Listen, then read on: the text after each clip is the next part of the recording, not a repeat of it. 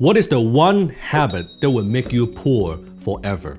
Now, before I teach you that one habit, let me ask you a question. Why do you want more money? Comment below. Why do you want more money? Now, for most people, they would say, oh, because I want to, buy a new house. I want to buy a new car. I want to buy a new watch. I want to be able to buy that new dress, that new pair of shoes. I want to pay off my debt. I want to be able to do whatever I want. I want freedom. I want to take that vacation. I want to help my family. I want to impact people. So comment below, why do you want more money? I believe every one of us has a money story. Now, what is a money story? I believe it is a story that is a turning point in your life when you first recognize the importance of money and why we need money. Now, for some, it may be when you were a little kid, the first time you go to your parents, you say, I want that candy, I want that toy, I want that little toy car, I want that doll, I want whatever it is. You go to your parents and they say to you, no, what? You think money grows on trees? We don't have money. We can't afford it. Now, that could be your money story. Or your story could be that maybe when you were going through high school, you didn't have a lot of money and you were wearing the same pair of pants and same pair of shoes every day, and your friends, they laugh at you, right? Oh man, why you don't wash your clothes, you wear the same thing again and again, and you register that, okay, darn it, I need to look a little different. Or they have the new cell phone and you don't have the new cell phone. They have the latest computer and you don't have the latest computer. You're like, darn it, I want that thing. I need to make some money, right? Maybe that's your first encounter with money. Or maybe it is a time that is when your family needed help, that they need financial help.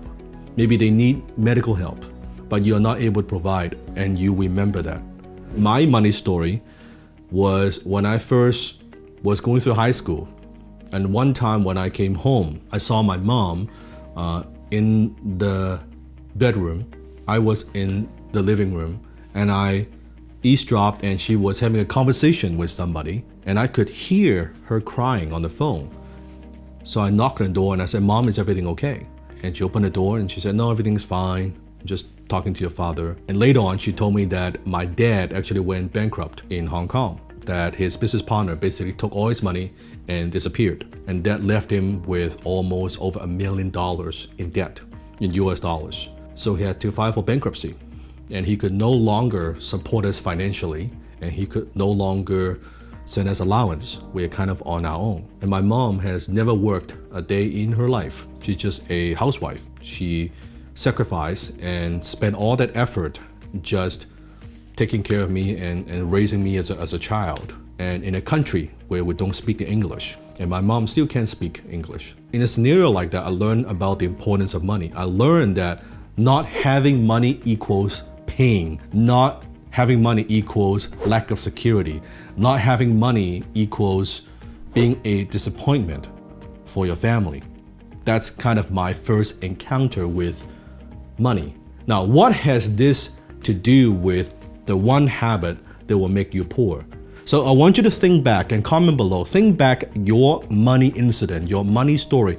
When was the first time that you got it, that you're like, oh, I need money. I need money to survive. I need money to do whatever. I need money to solve this problem. I need money in order to do this X or Y thing. And suddenly, finally, I'm having a little bit of money. I'm having a little bit of success. I wanted to show off. I want to show people that, hey, you know what? I am smart, that I am somebody. I'm not the invisible kid in high school. Look at me. Look at how good I am. Like I'm better than you. It was all ego driven. It was all pride driven. I was getting a new car every year, was buying all kinds of stuff that I don't need. If you really think about why you want money, and you might want all these things, but my guess is when you go deeper, you actually go deeper. I believe we're actually going after a certain feeling that I want, a certain feeling that you want. Now you may be thinking, no, Dan, I don't care about the materialistic things. No, you're still going after something. Maybe you want the freedom, you want to travel, you want to be able to work from home. You want to be able to impact other people. You want to be able to help the charity that you want to support. There's something that you're after. You're just going after it in a different way. Does that make sense? We're after certain emotions that money could provide for us. So what happens is, then we want to buy those things. We want to buy things that gives us those emotions to make us feel good. And that's how most people end up spending money we don't have, buying things that we don't need to impress the people that we don't even freaking like. And that's what I did for a period of time, for a long period of time. I thought that's what it is. You have money, you spend it, right? You buy things, you buy cool things, and you buy the next thing, and you think that next thing would give you that feeling, that emotion that you are craving for. Not there. And you think, no, maybe that next thing would be it, and it's still not it, right? And I was chasing these emotions. Okay, if I do this and do that, then I will finally get it. What I didn't recognize is that's actually not how it works. The habit is if you always want to buy things to make yourself feel better, to be validated, to prove other people wrong, you'll always be poor. Instead, if you feel good about yourself, you have a healthy self-image. You don't care about these things. You buy these things not because you want to prove somebody wrong, because you want to show off, you want to do whatever. You buy them simply because you like them. You buy them because you enjoy them. It gives you comfort.